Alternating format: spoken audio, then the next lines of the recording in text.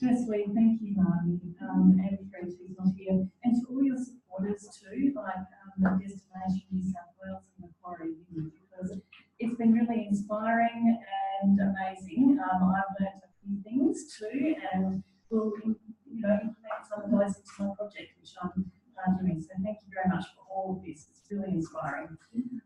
So yes, I'm Western Australian and starting to dabble in a bit of astrotourism.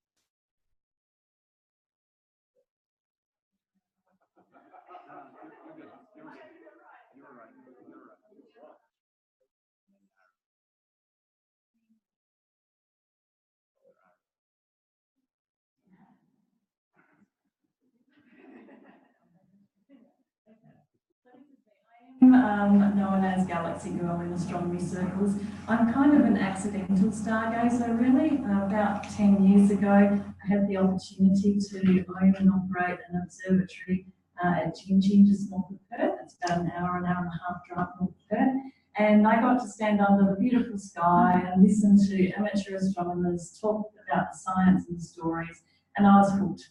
So after we sold that business in 2012, I started up my Stargazers Club, which is for total beginners in astronomy. I introduce a lot of people into the hobby, how to use their telescopes, where to go, what to see, all of that sort of thing.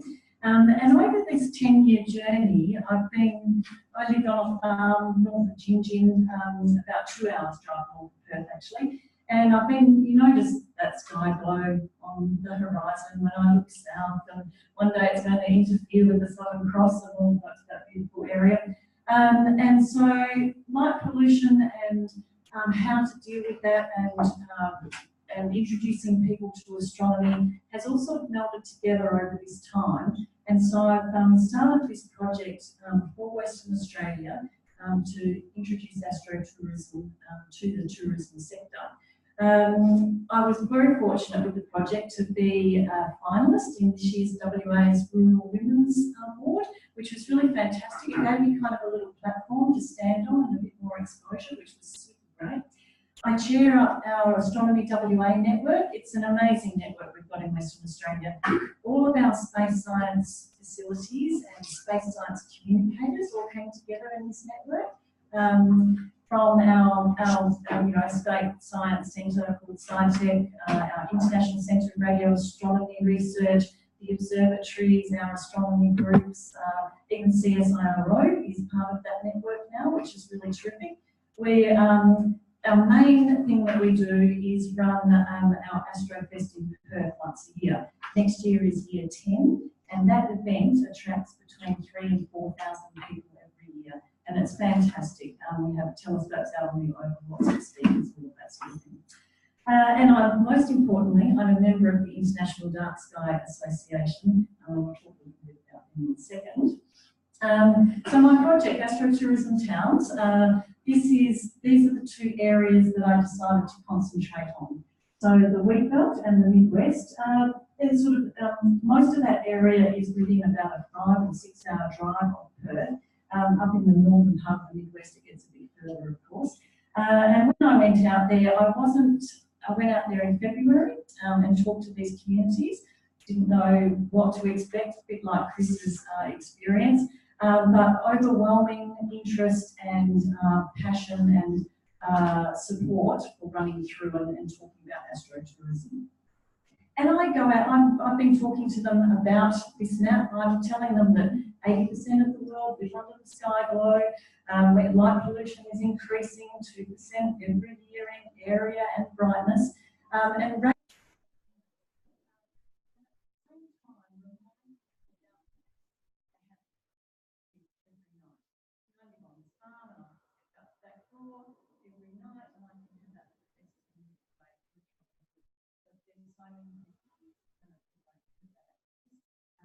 and I think as regional leaders, we take our stuff reminding these local areas that we are dark and we do have something very special. I've also been telling them that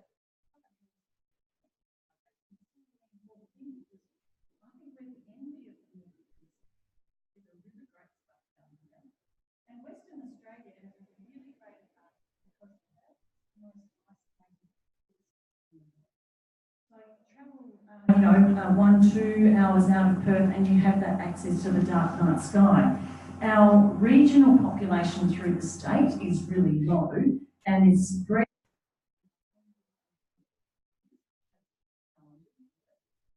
Which means that we've got this natural low level of light pollution, which is a terrific way to start. And, you know, the quality of the air, of course, is good. And I hadn't thought about horizons and, you know, not seeing beyond building or buildings blocking before. But this is, you know, that's really another important aspect, I think, of astrotourism. And our state has some incredible science assets. We're home to half of the square kilometre array, the big radio telescope project. That's also, we're also home to the Murchison Wide Field Array Telescope, which is on the top left-hand picture there. Some of you might not have heard of that before. This is part of the precursor to the Square Kilometre Array project. And it's doing amazing science. It's based up in the Murchison, which is in the top part of that Midwest region.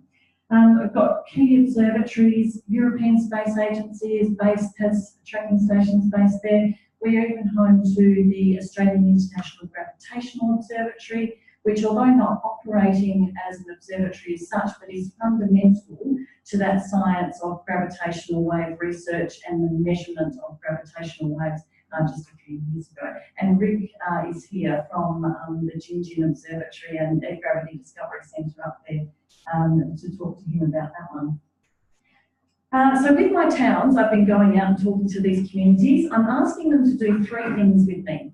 First, is an astrophotography hotspot. We have various landscapes throughout. It's beautiful activity, of course, and gaining very much in popularity, as Donna alluded to. Very, very popular hobby and pastime. So they're helping me choose astrophotography hotspots. This is one of the astrotourism towns, Perenjori, a place called the Salmons, which is great. The other thing I'm asking them to do is to work with me and choose an observing site where visitors with telescopes and binoculars, or just with their naked eye, know that they're welcome to go.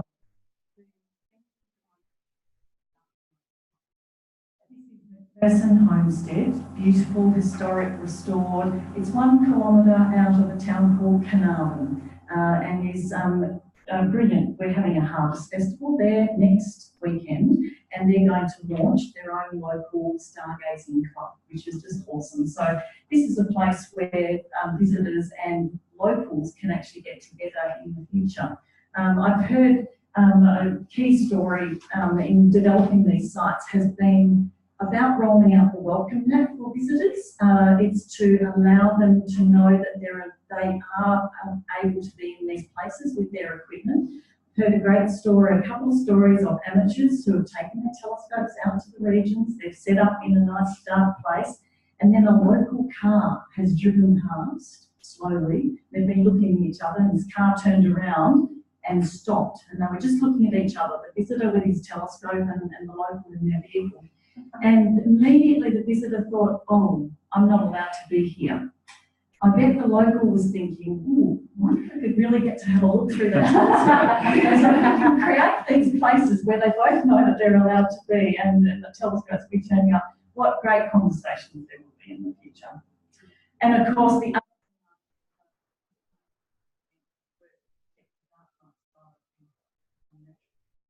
very important facet. And, golden opportunity. So in my rounds earlier this year, speaking to one of the CEOs of the local governments I'm working with at the Shire of Carnarvon, our WA Local Government Association has formed a working group for the transition to LED street lighting. What an amazing opportunity. So I rallied my troops. I got my 8 towns that I'm working with so far to put a submission into that working group. Not to say we demand this type of LED or this type of light fixture, but to say we'd really like the opportunity to have a choice when it comes to the installation, because we're recognising that astrotourism is going to be in our future. That's a really key economic driver for our, could be a key economic driver for our town, and we want that choice to be able to make sure we keep our dark skies dark. So these are I'm still learning about the light, but these are the light fixtures that our local government association is suggesting, and I think they're good because the light bulb sits up in the fixture, which is good. But yesterday I learned so much more about lighting, and I'm also, I've been talking to them about the transition from the sodium, the high pressure sodium, which is what we're very used to in Western Australia. All of our country towns are basically this yellow high pressure sodium light, and what it could change to with this LED technology.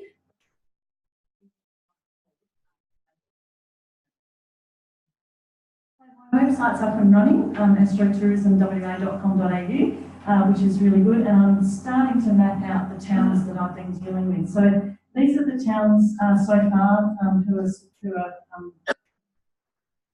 and I've got 4 up there, and you can see, a little camera, astrophotography hotspot, the telescopes and observing site, and the little bed there is a link back to the local tourism information, where people can stay, what they can do during the day, where they can eat, very important. And these are I'm calling them my trailblazers. This is something quite different for these local council areas.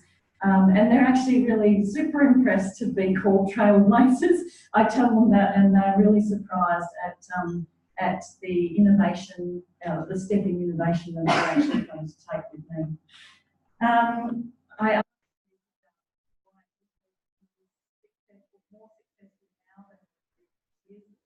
Community engagement is one of the really key things. I see the 2 key things are community engagement and promotion. And this is a night, I include a free community stargazing night in the town that I'm in. And for instance, this is one we held at Perenjori. It was terrific.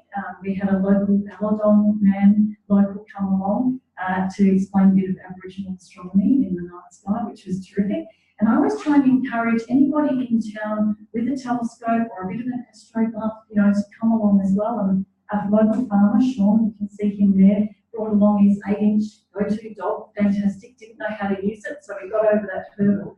At the end of the night, he said to Clint, well, if you decide to run any, Aboriginal astronomy nights, I'll bring my telescope out to the farm and we can do it together. These are the type of connections that are really important, and this is what this type of community engagement is actually eliciting from the community.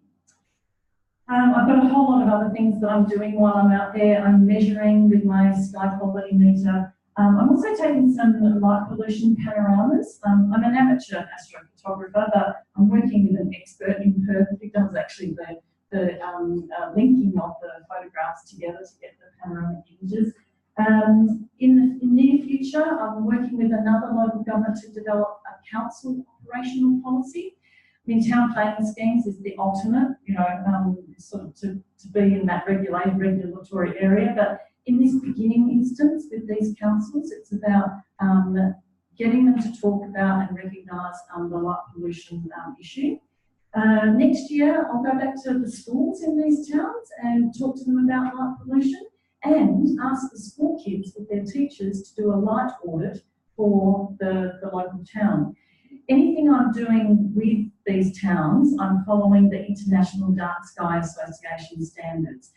So I'm so lucky in Perth. Kelly Pendoli, who is one of the International Dark Sky board members, lives right in my home, well, right near me, which is terrific. Kelly's been instrumental in helping me talk with the WA Local Government Association, and also I'll be using you again when it comes to doing things like light audits and all of that. We'll have a launch sometime next year for the network, where I hope to engage our state government. I've been trying to talk with them for about 10 years, but to limited success really, but through trying to engage them in a tactile sense might work. Promotion is the other key aspect of this. We have a great network in Perth that of amateur astronomers and astrophotographers that will be very keen to know about these new places. Plus also, I think I'll start targeting countries like England and Europe, or in Europe, where the traveller is more suited to the type of accommodation that we have up in the regions. And I've been out and about. I'm starting to work with the Wheatbelt Development Commission too, to broaden this project to a statewide project in the future. I think for the regions, you know, I can see the increase in visitors that this will bring, which is terrific. They really see the economic benefit in that. And I explained to them, this is something that can't be done in Perth, and you kind of have to stay overnight. And that's really attractive for these small regional towns. It'll, you know, diversify our traditional agriculture and mining industries. I love teaching the communities about astronomy and light pollution these days. And the most important thing is that hopefully this will protect our dark night sky going forward.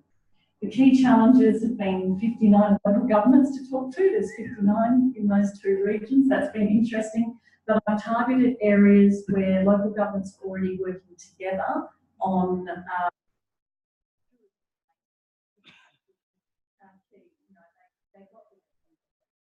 accommodation. From a regional perspective, accommodation will be a big challenge. We have great caravan parks and a few little hotspots of great places to stay, but not quite what. And then future opportunities. They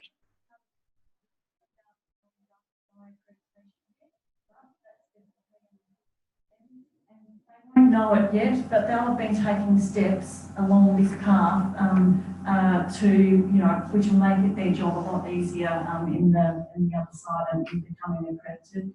Aboriginal astronomy, there's such an amazing opportunity. Those stories, you know, that have such great messages today, really, and hopefully some, you know, better accommodation. This is all kind of leading to this solar eclipse in Exmouth.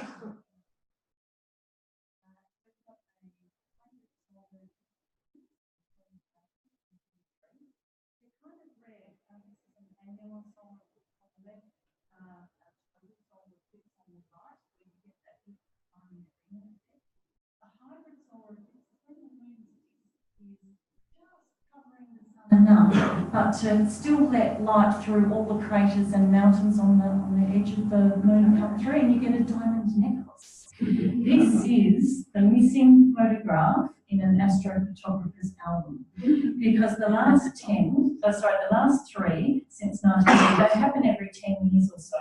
The last three have been in the middle of the ocean or middle of Central Africa, really hard to get to. Next, 2023, it will just cross this little is a town of 3,000 people. Astronomy WA and our network through WA has to really make sure that Exmouth doesn't run out of food or water or fuel and has enough toilets and tents to cater for probably tens of thousands of people, I would estimate. We've been trying to engage the state on that as well, actually. Yeah, so by that time, we will have a stack of astronomy-friendly towns throughout WA where we can capture those visitors and keep them there for a longer time, send them out to all sorts of places to experience the beautiful Western Australian night sky, and have lots of happy stargazers, which is good. These are all my details, and thank you very much.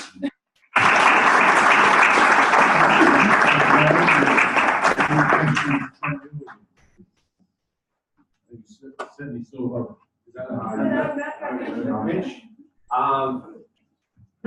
something that we're working on at the moment. It's I'd be very interested to understand what your experience has been. Your own stargazing website, and you're working with local councils and communities. What's your experience been trying to get working with councils or state tourism organisations and getting that message out clearly across the different websites and platforms? You mean in your website versus say a local council tourism website or tourism WA website? Like into those websites, yeah. Yes. For the local councils, it's been great. I've drafted up some template text for them so that they can add that to their website, which explains why WA is such a great place for stargazing, and then they can invite visitors to come to their little location and link off to their little parts of my website. For the state, I'm going through Australia's Golden Outback. We've got 5 regional tourism organisations, and Australia's Golden Outback largely covers that area. But I've paid my membership, and I'll pay the $3,000 for the full page ad. I think it's important to make the statement for the local councils who are working with me. That'll be the main advertising or promotion in that respect. It's been harder getting the state agency, our Tourism WA, to hear this. So this time I figured I'm just going to start at the local level and build it up from there. Eventually, and I can hear the conversation out there. It's been quite interesting, and the conversation's getting louder. I'm not part of it anymore. Like, it's taken on a bit of a life of its own, and that conversation will eventually be heard by the state. Yeah, I can't waste my energy trying that one. Any other questions? We can have a chat later. How have you gone with dealing with so many councils? Yeah, yes, I've decided to target the ones who are working together. So when I went out in February, I visited a group called the Wildflower Country. That's up in the Midwest region, and there's about 8 councils that work together. And their main tourism attraction is the wildflowers, which is such a short season. They're very open to this type of tourism activity, which is all year round and doesn't rely on rain. So if it doesn't rain, the wildflower season actually tanks and their visitor numbers just plummet. So this is something that can counteract. And the other one, I've been out to the Eastern Wheatbelt, for instance, where they have the Wheatbelt Way, and that's a group, again, about 6 councils working together on a trail that promotes their beautiful rocks and landscape out there in this Wheatbelt Way. So yeah, definitely targeting. It's impossible to visit them one by one, but on request I've been going out to those ones. Yeah, but no, definitely in groups. Thank you very much. Put your hands in.